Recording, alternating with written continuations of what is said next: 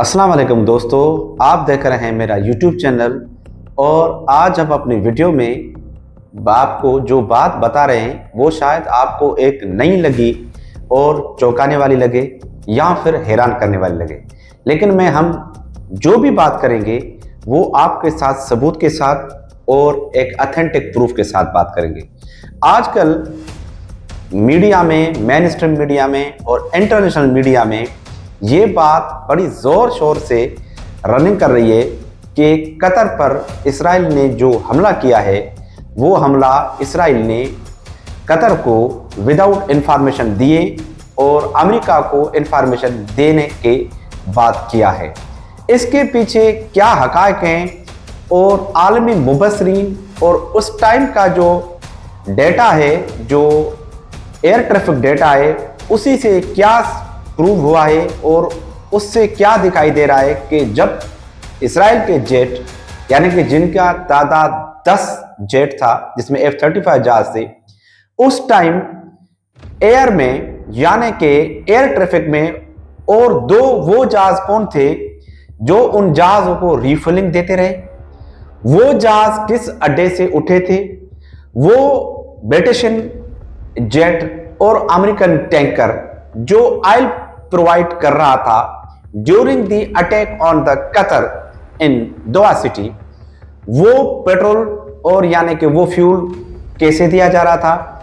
हमें और आपको आजकल ये इस बातों से किस तरह गुमराह किया जा रहा है। बहुत सारे यूट्यूबर और मेन मीडिया आउटलेट आपको ये बात बताते हुए नजर आते होंगे कि हाँ भाई, कतर को कोई चीज मालूम नहीं थी, कतर पर अचानक हमला हुआ है।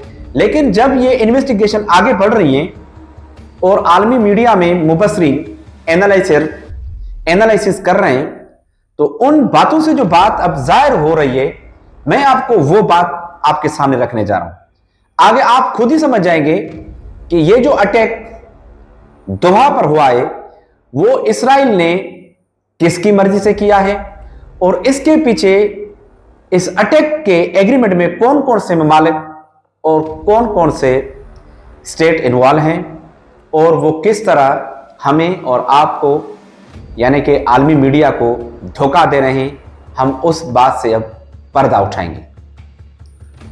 हम अगर जियो पॉलिटिक्स पर एक नज़र देखें तो जो स्टेटस स्विट्जरलैंड के शहर जनीवा को है, वही स्टेटस मिडिल ईस्ट में कतर के शहर दोहा को है।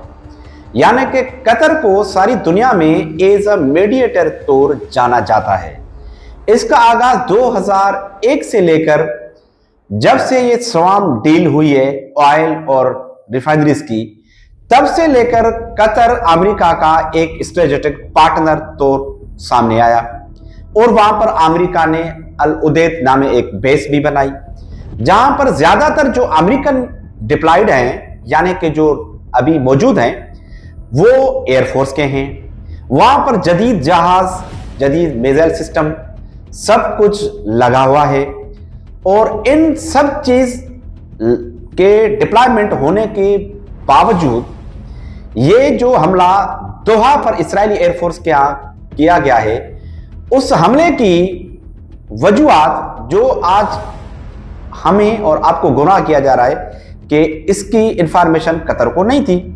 यह मुमकिन ही नहीं हो सकता कि कतर को इस चीज की इंफॉर्मेशन ना हो। इस बात की गवाही एक इंटरव्यू में कतरी मिनिस्टर ने कहा कि 2005 में अमेरिका के कहने पर हमने ये अल उदेद नामी एयरबेस अमेरिका को हवाले की थी, यानी कि अमेरिका को हैंडेड की थी। उसी एयरबेस से अमेरिका दाइश पर भी कार्रवाई करता रहा है, इराक पर भी कार्रवाई करता रहा है और सारे मिडिल ईस्ट पर एक सिक्योरिटी लेयर प्रोवाइड करता है जो सऊदी अरेबिया और कतर के अपने मुल्क को सिक्योरिटी प्रोवाइड करते हैं। और जब माजी में देखा गया था तो जब ईरान ने एक रिवेंज अटैक किया था इस्राइल पर, तो इसी एयरबेस के थ्रू या इसी गल्फ कंट्रीज के थ्रू उस मिसाइल को जो ईरान की साइड से लगाए गए थे, अटैक किए गए थे, उनको काफी इंटरसेप्ट किया गया था। अभी बात एक समझने वाली है कि जब खुद उस शहर में, यानी कि मैं दोहा का जिक्र कर रहा हूं, जहां पर दुनिया का बेहतरीन डिफेंस सिस्टम, पेट्रियट, थॉट और बहुत से जदीद तरह लड़ाका जहाज जिस तरह टाइफोन, यूरोफाइटर, F-15 और बहुत सारे और भी मॉडरेट जो इक्विपमेंट है, इस बात का खुलासा कतरी प्राइम मिनिस्टर ने एक इंटरव्यू में देते हुए कहा कि 2005 में अमेरिका के कहने पर कतर ने ये रोल प्ले किया था कि जब फ़लस्तीन में इलेक्शन हो रहे थे और हमास एक नई जमात के तौर पर इलेक्शन जीत कर आई थी, जिसे हमास ने वहाँ उस टाइम PLA यानी कि यासर अरफात की पार्टी को हराकर एक सियासी तौर पर अपना वजूद मनवाया था। उस टाइम अमेरिका के कहने पर कतर ने अपने मुल्क दोहा में हमास को एक सियासी पॉलिटिकल विंग के तौर पर और अपने मुल्क में ऑफिस और अपनी पॉलिटिकल एक्टिविटीज़ करने की इजाज़त दी। ये सब कुछ अब कतरी वज़ीर आज़म ने, जो प्राइम मिनिस्टर हैं, उसने खुद इंटरव्यू में कहा कि ये सारा रोल हमने अमेरिका के कहने पर प्ले किया था कि हमास को एक सेफ हेवन दी जाए और हमास इलेक्शन से लीड करे और जीत कर फ़लस्तीन में गवर्नमेंट करे। ये सारी बातें एक इंटरव्यू में कतरी प्राइम मिनिस्टर ने बताई।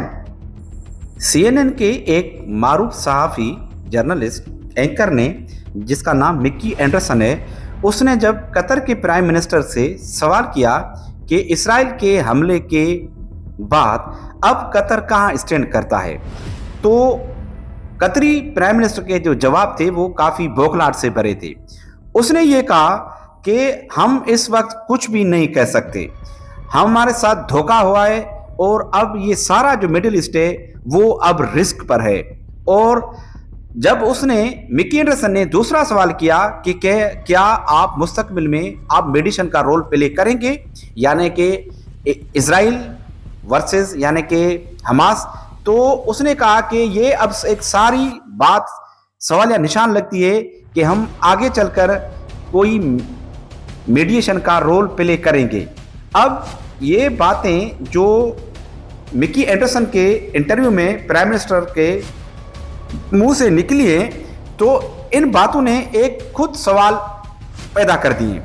अब हम जा रहे हैं उस मौजू पर जिसको हमने आपको स्टार्टिंग में यानी कि शुरुआत में ही बताया था कि वो एयरबेस जो अल अदीद के नाम से कतर ने गिफ्ट किया हुआ है इस टाइम अमेरिका को, उस एयरबेस पर कौन सी मशीनरी है और वो मशीनरी यानी कि वो इक्विपमेंट जो वार इक्विपमेंट है वो इफेक्टिव रोल अपना क्यों नहीं कर पाए।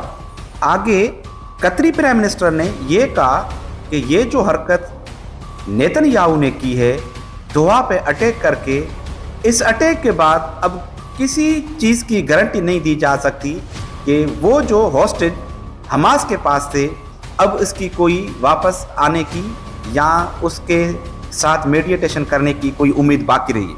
अगर ज़ाहिरी देखा जाए तो ये एक बड़ा स्ट्रेट फॉरवर्ड बयान है जो कतर के प्राइम मिनिस्टर ने दिया है। अब हम एक नज़र डालते हैं यूएस ओपिनियंस पर, ये यूएस का क्या ओपिनियन है। यूएस का ओपिनियन ये है कि इस सारे हमले के बारे में हमें इजराइल ने उस टाइम इन्फॉर्म किया जिस टाइम वो मिसाइल यानी कि वो जो उसके एयर स्ट्राइक थे वो कतर पर हो रही थी और हम उस वक्त उस हमले को रोक नहीं पा रहे थे, ना ही हम रोक पाते। इस वजह से उसी का ये कहना है कि हम इस बात पर शदीद गुस्से में हैं, हम इस बात पर बड़े परेशान हैं, हम उससे नाराज़ हैं कि जो हरकत नेतन्याहू ने दोहा पर हमला करा उस पर। लेकिन ये बातें अगर देखी जाए, यूएस का अगर माजी देखा जाए तो ये तो सारी वो बातें हैं जो यूएस हर टाइम ये कहता है कि भाई हम इस बात से नाराज हैं, हमारा इसके साथ कोई ताल्लुक नहीं है। अब हम देखते हैं आपको एक और जाविये से इस बात की हकीकत आप तक पहुंचा रहे हैं। जिस टाइम कतर के शहर दोहा पर इजरायली जेट बमबारी कर रहे थे, जिसने तकरीबन 12 टाइम यानी कि 12 टाइम बमबारी की। उसी टाइम जब एयर ट्रैफिक का आप मैप देखेंगे तो उसी टाइम एक ब्रिटिश जेट उस टाइम हवा में था। उसी टाइम अमेरिका का जेट जो एक एयर टैंकर है वो भी हवा में था। वो इस्राएली जहाजों को फ्यूल प्रोवाइड कर रहा था, यानी कि उसे रिफिलिंग करवा रहा था। हैरान की बात तो अब आपको लगेगी, जो मैं आपको बात बताने जा रहा हूं। उसी टाइम कतर का भी F-16 हवा में था, यानी कि वो एयर में था। उसी टाइम पर कतर में मौजूद जो हमास की ऑफिस है, यानी कि वो दफ्तर है, वहां पर बमबारी हो रही थी। अब ये बात क्या है, ये तीनों जहाज उस टाइम मौजूद थे और कतर का जो मिसाइल सिस्टम रोकने का एक सिस्टम है, यानी कि जो जिसे हम आप हरफ आम में डिफेंस सिस्टम कहते हैं, वो बिल्कुल नॉन फंक्शनल था, जाने को उसकी तरफ से कोई फंक्शन हुई नहीं। वही सिस्टम जब ईरान की तरफ से कोई मिसाइल आता है तो फौरन से इंटरसेप्ट करता है। अभी आप प्रीवियस मंथ चले जाएं, यानी कि आप थोड़े माजी करीब में जाएं, तो जब ईरान ने अटैक किया था इसी एयरबेस पर, जिसे हम उदय एयरबेस कहते हैं, वहां पर ईरान के सारे दागे हुए मिसाइल, जो एक बड़ी हाई टेक्नोलॉजिकल मिसाइल थे, ऐसे समझो हाइपरसोनिक मिसाइल थे, उन सारों मिसाइलों को इसी एयरबेस के डिफेंस सिस्टम ने कामयाबी से रोका और उसे न्यूट्रलाइज कर दिया। अभी जिस टाइम ये इसराइल के 10 जहाज 12 टाइम हमला करते हैं हमास की ऑफिस पर, तो कतर को पता नहीं चलता। भाई ये क्या आप लोगों को बता रहे हैं? ये कतर की कैबिनेट इस हमले में इन्वॉल्व हो सकती है। अभी आप जो भी कहें आपकी मर्जी है, लेकिन आप इस बात को आगे आने वाले वक्त में बहुत सारी मीडिया आउटलेट्स पर और इंटरनेशनल मीडिया में बात सुनेंगे कि वो जो जहाज उड़ रहे थे और जो रिफ्यूलिंग दे रहे थे इजरायली जेट को, जो अमेरिकन एयरटेकर था, वो किस तरह अमेरिका कह रहा है कि मुझे इस हमले का पता नहीं। ट्रंप ने किस तरह गुमराहकुन बयान दिया है कि हम इस हमले से खुश नहीं है, नाराज हैं, ये हैं। ये सारी एक प्री प्लान था। हो सकता है कि कतर की जो गवर्नमेंट है वो इससे एग्रीमेंट में हो। और ये आम मुबसरीन ने अपने गुस्से भरे लहजे में ये भी कहा है कि ये तो वो तोहफा है जो 4 मिलियन का जहाज जो ट्रंप को दौरे में मिला था, उसका जो तोहफा ट्रंप ने कतर की गवर्नमेंट को दिया है, एक हमले की सूरत में दे दिया है। बात करते हैं एक इस्राएली फाइनेंस मिनिस्टर की, जिसने एक धमकी भरे लहजे में यह कहा कि दुनिया का कोई भी कोना हो, वो हमारी रीच से दूर नहीं है। हम जब चाहें, जिस कोने में चाहें, हम अटैक कर सकते हैं। अब जब सारी दुनिया की बात हो गई है, तो क्या मिसाल के तौर पर ईरान पर तो उसने हमले किए हैं, क्या अफगानिस्तान दूर है? क्या पाकिस्तान दूर है? क्या कतर दूर है? क्या सऊदी अरब दूर है? नाज़रीन, आप खुद ही ये मालूम समझ सकते हैं कि ये उसकी जो धमकी है, यो थ्रेटिंग एक न्यूज़ है, वो किसके लिए है और वो उसने क्यों दी है। इस सारे हमले के पीछे बिल्कुल कबल उस वक्त ये बात मुतबरक है कि अमेरिका और कतरी गवर्नमेंट मुलवस हैं। ये इसी तरह है कि वो हमास के जो लीडरशिप वहाँ पर है उन्हीं को ख़त्म करवाने की शायद कतर वाले अरबों को पता हो। मुसलमानों का ये तो बड़ा प्रॉब्लम है कि वो आपस में कभी एक यूनाइट नहीं होते। इसी की वजह से वन बाय वन शिकार होते जा रहे हैं इसराइली दरिंदगी का, और शायद यही सबब है। अब हम आखिर में बात करते हैं कि ये इस हमले होने के बाद उसके बाद यानी कि कतरी प्राइम मिनिस्टर को जो फ़ोन मौसूल हुए उसमें MBS मोहम्मद बिन सलमान ने इस हमले की मजम्मत की। ये इस पर रूटीन होता है, ये तो मामूल है मुसलमान हुक्मरानों का, जो क्या ही कर सकते हैं बेचारे, यही करेंगे। और तैयब रजब अर्दगान जो एक मुसलमानों का बड़ा लीडर है और इस टाइम उसका पता नहीं रोल क्या है, वो भी उसने फ़ोन किया था। ब्रिटिश के मिनिस्टर ने भी, प्राइम मिनिस्टर ने फ़ोन की थी। ये सारे या मजम्मतें हो रही हैं। मुझे नहीं लगता कि आने वाले वक्त में कतर कोई भी ऐसा स्टेप उठाएगा जो इसराइल पर हमले तक जा सके। ये ऐसा नहीं होगा। ये तो सारी मीडिया के हाइप क्रिएट किए होंगे कि कतर फला करेगा, कतर फला करेगा, ऐसी कोई बात नहीं। अब ये जो एक सोशल मीडिया के इंटरव्यू में नेतन्याहू ने यह बात कही है कि पाकिस्तान पर अमेरिका हमला करता था, इस तरह से हम भी कर सकते हैं। तो भाई ये पाकिस्तान है, ये कतर नहीं है। इसी का अगर आप वो अपने भाई इंडिया से पूछ ले कि उसका असर क्या हुआ था, 4 घंटों में उसकी जो 6 से ज्यादा जहाज गिर गए थे और 48 घंटों के लिए उसकी एयरफोर्स ग्राउंड हो गई थी, वो तो उनको ही पता है।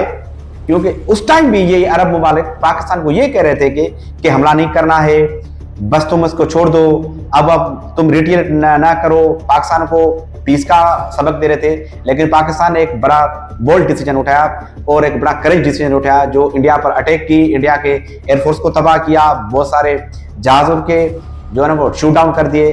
तो ये फैसला अभी इस वक्त में ज़ाहिर होता है कि Pakistan that was made a great decision. So ये पाकिस्तान की पॉलिसी है कि पाकिस्तान के बारे में नेतन्याहू जो अल्फाज इस्तेमाल कर रहे हैं ये इतने हल्के नहीं है और इतने आसान भी नहीं है। आप कतर और है, पाकिस्तान और है। आने वाले वक्त में दुनिया देखेगी कि पाकिस्तान और कतर एक डिफरेंट पावर के हैं और उसका पता दुनिया को लग जाएगा। नाजरीन, अगर हमारा ये आपको वीडियो यानी कि व्लॉग अच्छा लगा हो और हमारी इंफॉर्मेशन आपको आप चाहे उसे सर्च करें, अगर उसमें आपको इंफॉर्मेटिव लगी हो तो आप हमारी वीडियो को सब्सक्राइब करें, लाइक करें और दोस्तों के साथ शेयर करें और हमारे चैनल को सपोर्ट करें। जुड़े रहें एक नेक्स्ट वीडियो तक। तब तक के लिए अल्लाह हाफिज़।